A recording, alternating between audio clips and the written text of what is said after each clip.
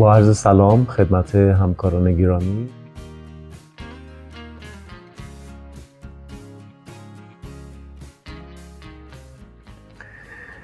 مورد دیگه علاوه بر فست-بریک و خطوط طولی که به محاذات ریشه در واقع در رادیوگرافی دیده میشن، مسئله کشف و در واقع بررسی محل اپکس دندونه.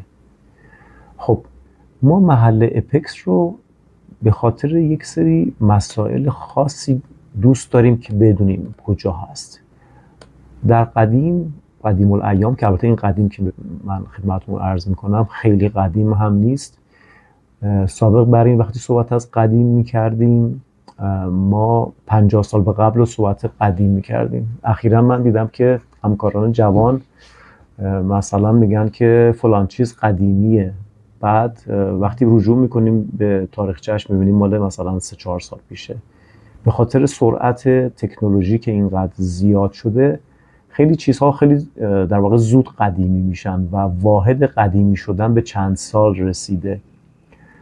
خب از این مسئله که بگذریم، رادیوگرافی یک زمانی بر مبنای اپکس در واقع به کمک ما میومد در تعیین طول.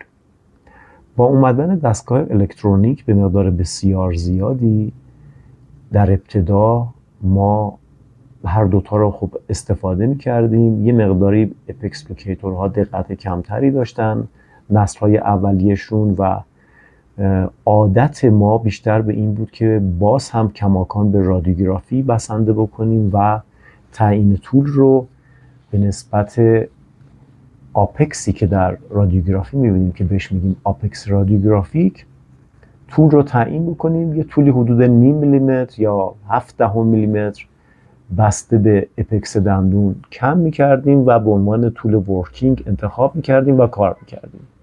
حالا اوور بود، هر حالتی بود، ما دیگه این طول کار میکردیم، اوور اینسترومنت میکردیم، اوور فیلینگ میکردیم، بیمار بیچاره دچار درد و ناراحتی میشد، بعد دچار مشکلاتی میشد مثل کیست اپیکال که در اثر اوور اینسترومنت کردن ممکنه ایجاد بشه به خاطر تحریک بقایای سلولی مالاسه که در اطراف آپکس وجود دارند. اینها همه با ما در واقع این مسئله رو گوشزد میکنه که تکیه کردن بر آپکس دندون در رادیوگرافی مبنای مناسبی برای تعیین طول نیست و ما به دنبال یک در واقع تمهید دیگری باید باشیم که خوشبختانه تمهید الکترونیک به داد ما رسید و امروزه بسیاری از دندانها با تعیین طول الکترونیک درمان میشن. هم بیمار راحته، هم کار بسیار خوب انجام میشه، تنگه از بین نمیره، اوورفیلینگ، اوور اینسترومنتیشن انجام نمیشه و همه اینها باعث میشه که موفقیت در واقع بره بالا. ولی کماکان ما در واقع به دنبال این هستیم که ببینیم آپکس دندون کجا هست، که این آپکس دندون کمک میکنه که ما تجسم سه‌بعدیمون رو در واقع کامل کنیم. از این رو هست که من خدمتتون الان این مسئله رو دارم توضیح میدم و ازتون خواهش میکنم که دوستانی که هنوز وارد فیلد اپکس لوکیتور نشدن قطعا این دستگاه رو تهیه بکنن. امروزه بدون اپکس لوکیتور واقعا نمیشه درمان اندو رو آنجور که باید انجام داد و اپکس لوکیتور کمک شایانی به ما کرده در انجام درمانهای مناسب و موفق.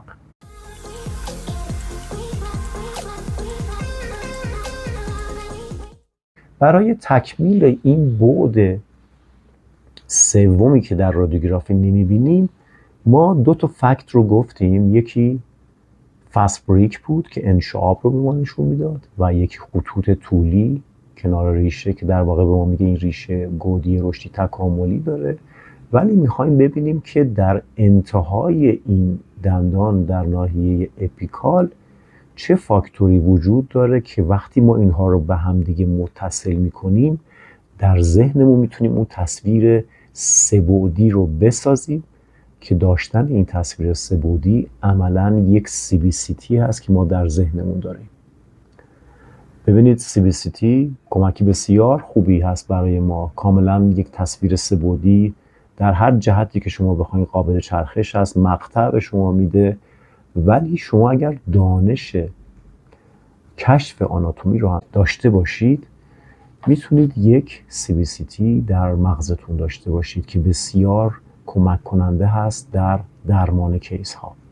خب برای کشف آپکس دندون در خیلی از مواقع ما خب آپکس رو به صورت رادیوگرافیک میبینیم. بعضی وقتا این آپکس به عللی محو میشه یا حتی در رادیوگرافی های مختلف با زوایای مختلف شکلش فرق میکنه که خب طبیعی هست، چون این آپکس رادیوگرافیک است و آپکس آناتومیک نیست. آپکس آناتومیک در رادیوگرافی با زوایای عمودی مختلف، با زوایای افقی مختلف تغییر فرم میده و ممکنه ما محل دیگری رو به عنوان آپکس در واقع تعیین بکنیم.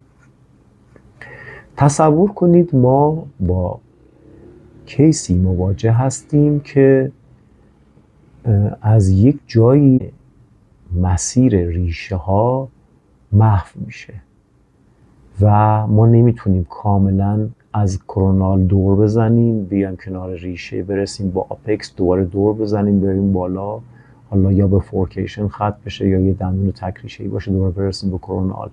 این تداوم رو نداریم، یه جایی حدود ریشه رو محو میکنیم. ببینید این متفاوت از فست بریک است. فست بریک انشاب درون کانال هست، ولی این گسستگی تصویر هست در حدود خارجی ریشه.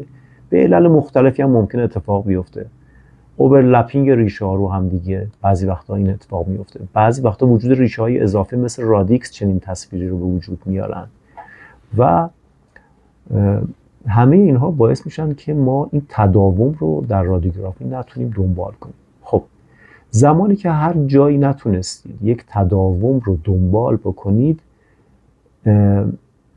در واقع مثل ماشینی که دنده رو خلاص میکنه، یه مقدار دنده خلاص برید و یه مقدار برین جلوتر دنبالش رو کشف کنید.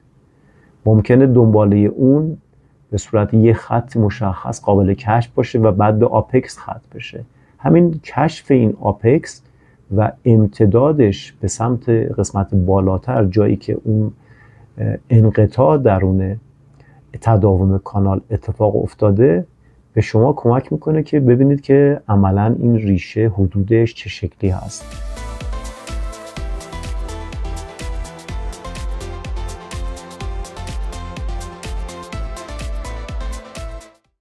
براتون آرزوی موفقیت میکنم. سلامت و شادمان باشید.